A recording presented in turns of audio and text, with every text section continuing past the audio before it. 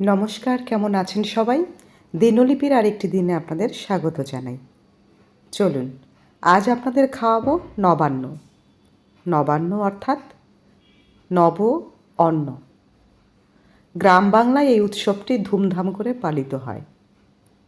অগ্রহায়ণ মাস অর্থাৎ হেমন্তকালে নতুন ধান তোলার পরে যে চাল দিয়ে প্রথম অন্ন খাওয়া হয় সেটাকেই নবান্ন বলা হয়।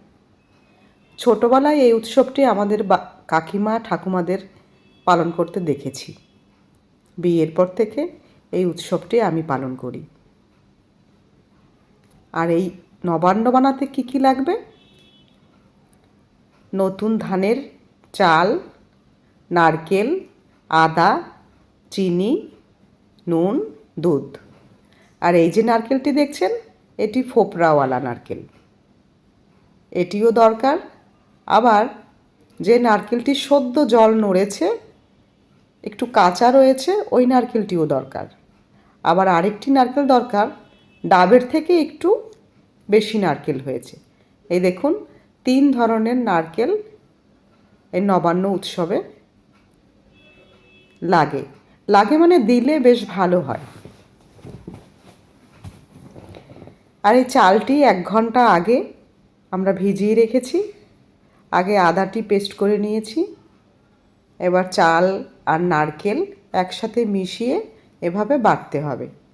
আমাদের ঠাকুমাদের যখন এই কাজগুলো করেছে তখন শিলনোড়াতেই বেটেছে, তাই আমিও শিলনোড়াটাই ব্যবহার করলাম।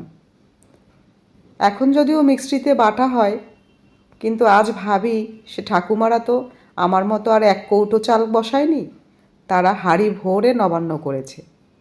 অর্থাৎ এক ঘরে দিলে পাশের ঘর সবাইকে দিতে হয় বাটি বাটি। প্রসাদ হিসেবে এটাই ফল মূল অন্য কিছুর সাথে নিবেদন করা হয় ঠাকুরের উদ্দেশ্যে। গ্রাম বাংলায় এই উৎসবটি ধুমধাম করে পালিত হলেও শহর বাংলার এখনও অধিকাংশ মানুষ জানেই না এটি কী। খেতে কিন্তু সত্যি অসাধারণ। আর আদা দেওয়ার ফলে কি হয়, এই যে কাঁচা দুধ কিংবা চাল খাওয়া হয় তাতে কিন্তু একটুও শরীর খারাপ করে না, সব কিন্তু হজম হয়ে যায়। এবং এত সুস্বাদু, আপনারা না খেলে বুঝতেই পারবেন না। চাইলে একবার বানিয়ে খেয়ে দেখতে পারেন। এই দেখুন কি সুন্দর হয়ে গেছে নারকেলের সাথে বেটে।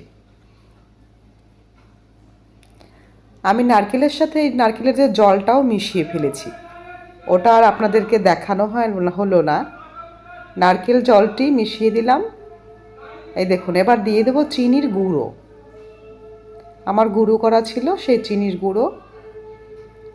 তারপরে দিয়ে দেবো দুধ পরিমাণ মতো, দিয়ে দেবো সামান্য একটু নুন,